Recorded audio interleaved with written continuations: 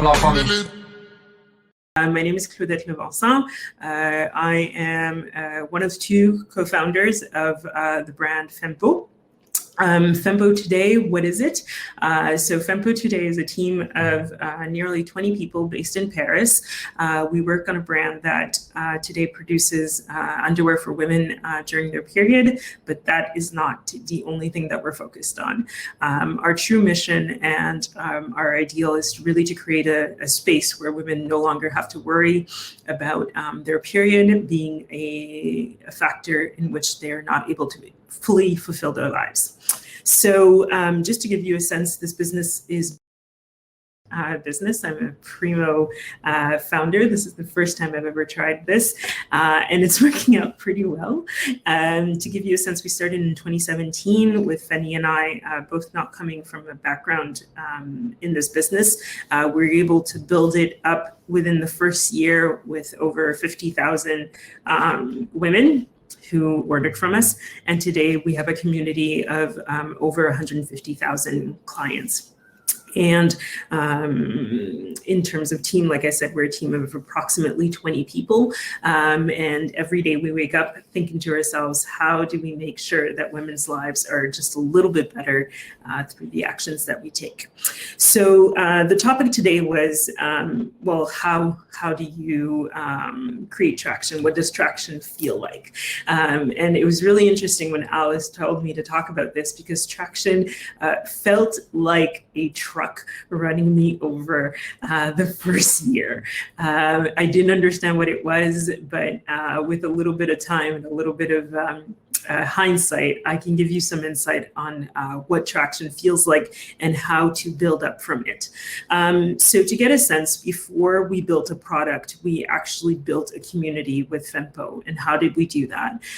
So like I said, the product that we offer today is underwear that women can wear during their period so that they don't have to use conventional disposable pads and tampons. They can simply put it on and go about their day. So how did we decide that this is what we wanted to build? We first started with an online survey. So we didn't exactly know what we were going to build. We didn't know what it was going to look like. So before we made a decision on what product we wanted to select, we first looked to a community of interested parties. So that concretely, what does that look like? That was us going online, creating a survey. So it's a short survey of about 10 questions, essentially asking women, how do you experience your period every month? What do you use? Are you satisfied with the product that you're using? If yes, why? If no, why? And this was a really just a succinct 10-question survey. Again, we weren't sure what we were going to build, but we knew that it was going to be in the space of women's health and periods. So essentially, traction in that first step was really clear for us, because within 48 to 72 hours, we had about 3,000 women who answered our survey. And that survey, like I said, it was positioned online through different Facebook groups that, back in the day, you could still really post on Facebook and get accurate response. So we posted in various groups in France. 3,000 women came in and said to us, well, first of all, thank you for asking this question. And second of all, here's a list of everything that is not okay with the product that I'm using, and here are the reasons why. So that was my first insight into traction, to first of all discover that there was a topic that up until now hadn't properly been addressed through an audience, and that women were in fact very eager to discuss it.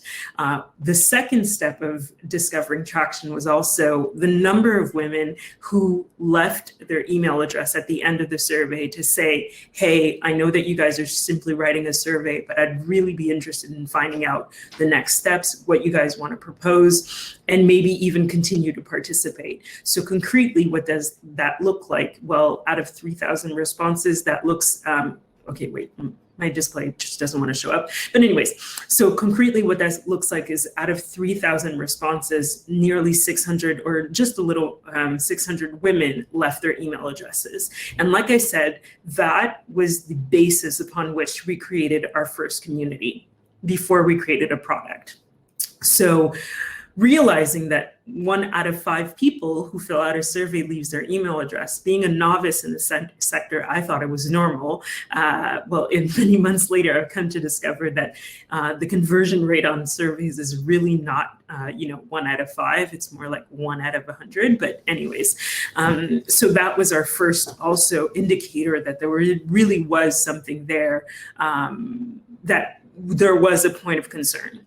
So again, what we did from there is kind of history, and I'm not going to rehash all of the steps of creating the product, but I think what's really important to keep in mind is that you understand that something important is about to happen, or something important is what you're questioning on when you see the level of enthusiasm that people have for an unknown product. Because you have to, again, put yourself in our shoes in 2017.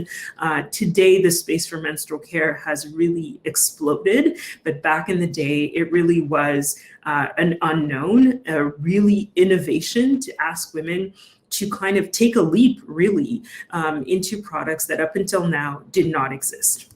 So to give the short version, essentially out of those 600 women, we were able in a first round to have a few of them test the product. So we beta tested something. It was very, very beta, almost like homemade product.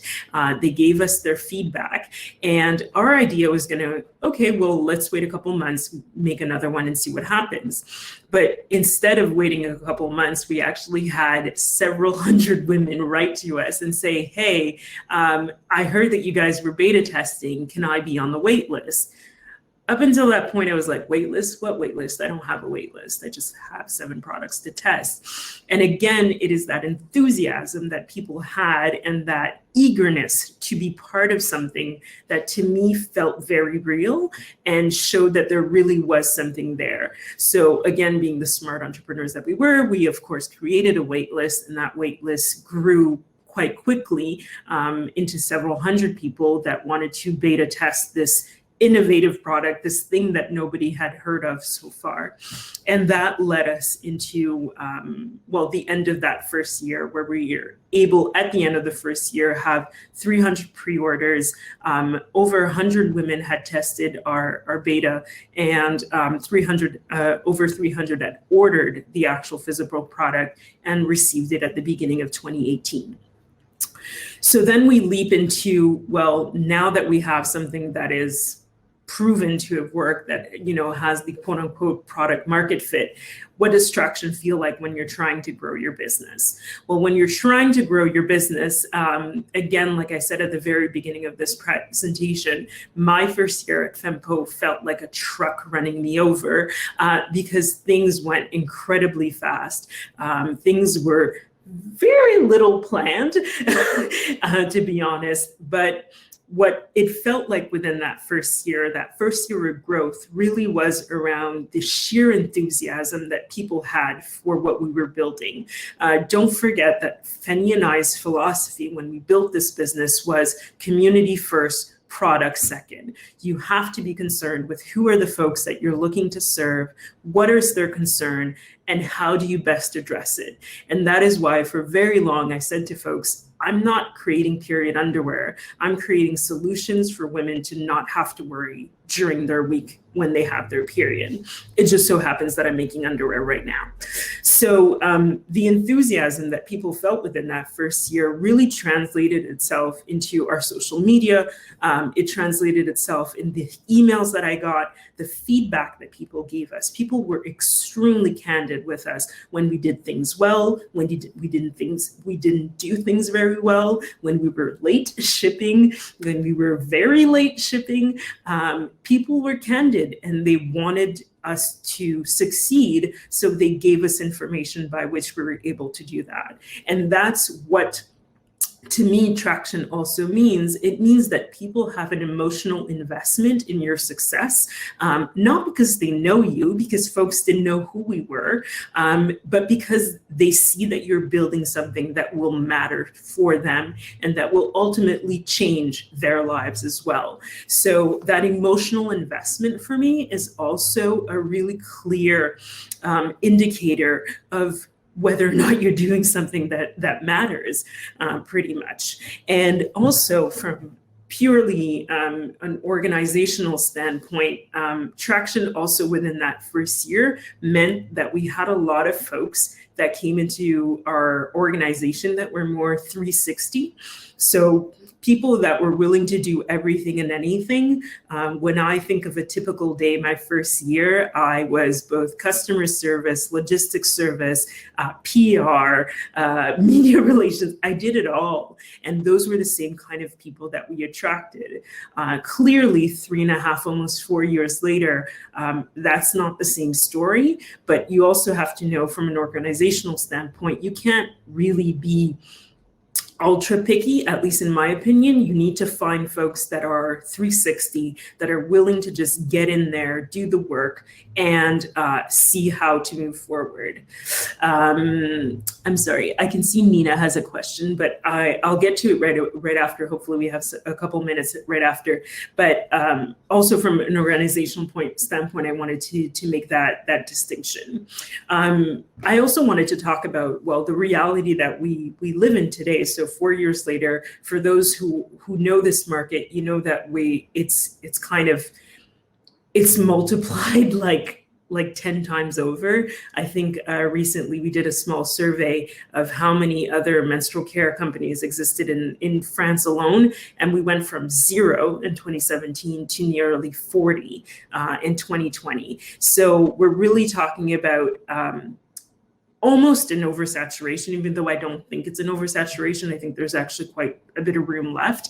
But essentially, what we find ourselves in is, how does Fempo still have relevance in a market where so many more players have come to exist and so many more folks are more or less seemingly offering the same thing we are?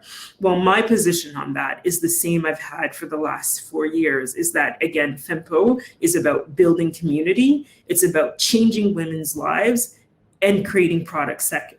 So what does that mean? That means that for the last 4 years, I've spent a great deal amount of hours, which I think at this point can be calculated in weeks, talking to women, exchanging with them, writing to them, questioning them, finding out what are the areas in their lives today where they need us to exist, what are the products that we can create that will address their needs.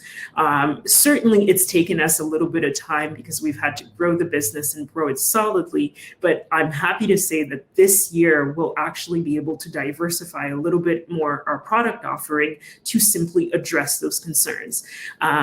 For a long time, we just offered, period underwear, but we knew from the beginning that there was a whole nother set of things that our clientele and our community needed. So how do we make sure that we are relevant? How do we make sure that we continue having certain level of traction within the space that we occupy? It's by continuing to have those conversations and continuing to be committed to the community that you're working with, and not simply the product you happen to make. Because who knows, maybe in a year or two, this will be just something else on our shelf, but the mission stays. And if you're clear on what the mission is and who it is that you're serving, I don't see how you can stop being relevant to those customers, and how you can stop being relevant to the folks that come in and want to find out more about what you do. So in a sense, that's how I understand what it is that we are committed to doing, and how we can continue helping women over, well, hopefully the next many years. So in short, that's how I did it. I think I stayed to my timing, Alice. It is 6:48 and then about 2 minutes left over. I know that questions are going to come up right after, so I am really happy to leave some space for that. But shortly for me, if I had to sum it up, what does traction look like for Fempo? Well, traction always began with community and understanding that there is an emotional commitment from the women we serve to see that we succeed. And that was true at the beginning. And I think that that's what will continue to be true and continue to link us to what traction looks like in the next years to come. Thank you for listening. So cool. So clear. Super interesting story, Claudette. So we'll take all of your questions, and I just want to take like maybe 3 minutes from your testimonials to give to the audience a kind of a larger perspective based on your story and also on the other stories, actually, of the stories I've seen from the other founders. So just to go back to the definition of traction, traction means a quantitative evidence of market demands. It's a proof that many people actually want your product. And from your story, there is something that I've really, you check all of the boxes. And these boxes, I want to share it with you, dear attendant of this event. First, you understand the problem that people are going through. You yourself, you wanted to help women. It's a real big and growing issue. It's not something that will stop. Still, since the rise of feminism, we've all been aware and conscious that women have been censored and we haven't been able to talk about certain types of things, like menstruation, for instance. You are able to deliver that solution for a teeny niche first, and then organically the satisfaction of your customer creates the word of mouth. And especially in the Fempo case, we can feel the organically, because you haven't been paying for ads for a long time. Yeah. And people come and knock at the door massively. And that's what is traction, when you are overwhelmed by the demand. And basically, traction for all of the startups that I've seen, there is this reaction like, whoa, in this particular slice of my life, like for instance, menstruation, Fempo, they are doing something awesome. So you are providing a solution. And the question you have to ask yourself is, how do I find my niche? And I had some examples, but I don't want to talk about this example because I want to stay focused on Fempo actually, and to take all of the questions of people, because we only have 10 minutes to go through the different questions, and there are many questions. And I would start with the one from Nina. Nina is asking, how do you avoid, Claudette, this confusion by your community customer between being a movement for women empowerment and the panties business? Well, actually, for me, it's a really clear moment, and it's kind of interesting because I knew it instinctively, and it's only in the last year that I've had to write it out and explicit what I meant. And what I knew instinctively, and I knew with Fanny, is that our concern was around ensuring that women have all of the abilities and the tools to live through a week of their period without concern. I often refer to it as the monkey on your shoulder. It's an old expression that I heard a long time ago, but I feel like most women live that week like they have a monkey on their shoulder that is constantly nipping at you, asking you questions. Do I have a leak? Do I have enough tampons? Where's the closest bathroom? Oh my God, I have a 3-hour meeting, but I have to do this other thing. I have to go to the gym. Oh my God. Like during your period, that monkey is even worse. So my initial concern was, how do I get that monkey off your shoulder? How do I make it disappear? And I decided that the first space I was going to occupy was during your period, because that's kind of a recurring theme for most women. Very few women do not have their period. So, and it's a relatable week. It's the universality of it is more obvious for people. And how do I do that? I happen to make period underwear. Do you know what I mean? So my initial goal is still there. I still want to get rid of that monkey on your shoulder. I chose to do it during that week of your period, and I do it by making underwear. But there's a heck of a lot of other things I can do. And like I said, this year is going to be the first year where I will be doing other things within that initial mission statement still being valid. And I think it is extremely important for people to know what that mission is. Maybe you don't have it written out, but you need to talk about it either with your co-founder or with yourself, but be clear on what it is you're doing and who it is you're doing it for. And if you're clear on that, the product will come. The solution will come, the innovation will come, and you'll never not be honest and true, because if the mission is the right one, if I decide tomorrow that I do it with beachwear, my mission needs to be the same. It'll happen to be beachwear, but it's because I want to get rid of the monkey on the shoulder of women, period. You know what I mean? So I think the answer to Nina's question is find your mission and understand who it is you're serving, and the product will come. I hopefully that's what she was asking. Yeah, perfect. Valentine has another question. When you were interviewing women, how did you manage not to be biased by what you, Claudette, wanted to do with the product versus what they were actually asking for?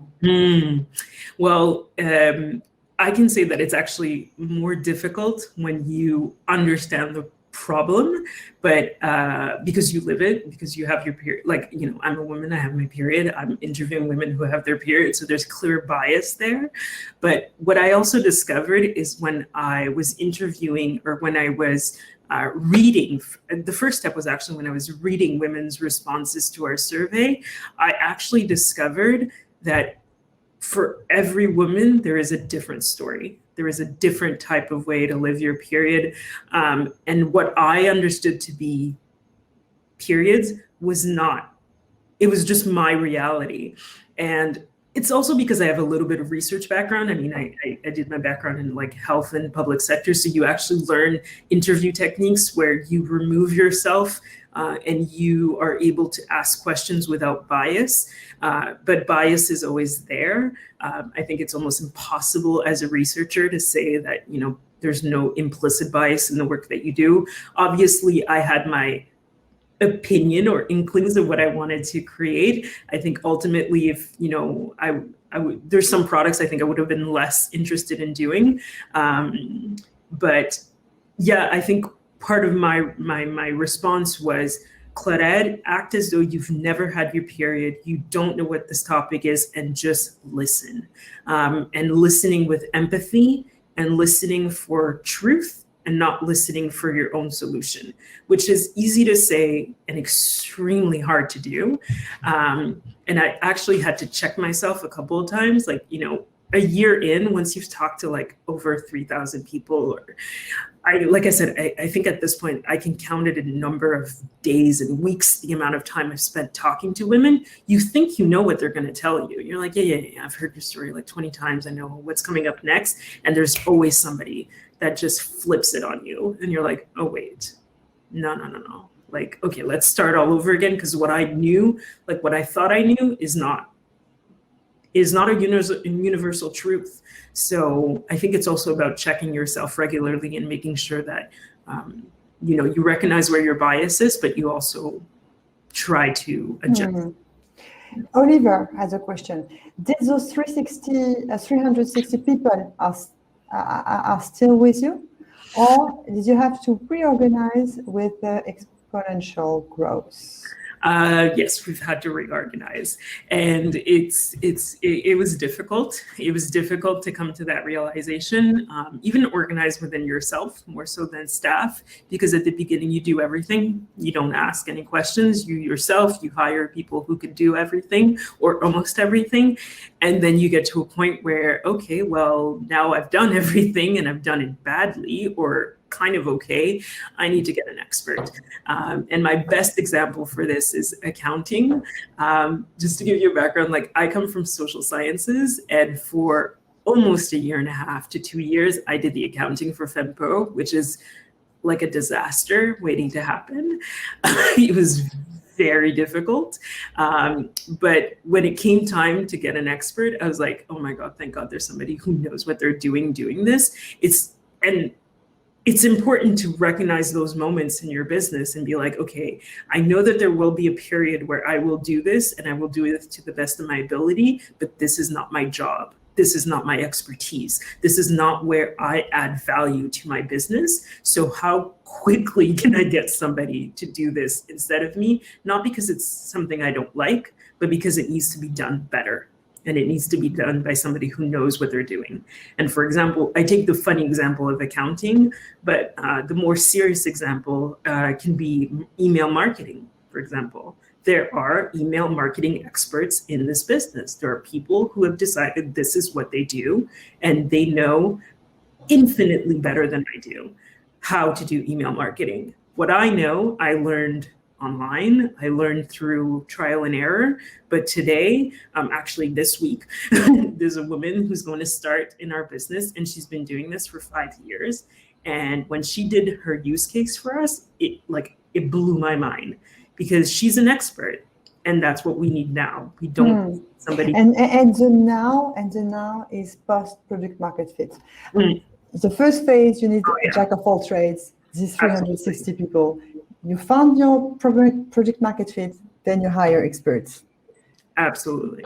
Ludovic has a question. How do you create the conversation with your community? Do women come talk about demonstration directly with you, or do you create some sort of discussion space dedicated? We do both. Some women are very comfortable asking us a lot of interesting questions via email or on social media. And some women are more shy and they want, one-on-one or small group interaction. And sometimes we seek it out. So we do outbound contacts. So we actually have a dedicated amount of time per week that staff do outbound interviews. We also give people the option, if they're not comfortable with emailing, or if it's a really complex question, we're like, hey, we can set up a 15-minute appointment. We'll call you Wednesday afternoon. So yeah, we find space to always keep that active, and we don't just wait for people to come to us. We create both outbound and inbound situations so that we can constantly challenge ourselves. Because otherwise, if you just wait for them to come, they probably won't. So you need to create space for people to come to you. And we have a kind of technical question from Florent. Thanks for your story. How do you overcome the fact that Facebook groups often delete the post when it's a Google form? What are the alternatives? Actually, I think that if you had to start today, it would be so different, right? Yeah, I think it would be different. Like I said, I wouldn't living in use the this heyday. form. Yeah, it was a Cambridge Analytica days where you could still post a survey online. I would really have to think about how I would do it today. I think today it would be a mixture of, how do you disseminate like a type form? How do you get like a Google form in the right hands? You would have to find the right groups. I think that there's still some blogs that exist, and obviously Facebook has become more of a paid space today, so you would have to probably find a way to sponsor things. But I think that there's still groups that exist, private groups. So if that was a technique to use, find all of the private groups that exist, speak with the moderators, get their agreement. I still really believe in text. People think I'm crazy, but I think like text and SMS is still a really powerful space that is underutilized. So how do you automate that as well without becoming spam, of course? I think those would be spaces that I would try to occupy if I was going to do this all over again. All right.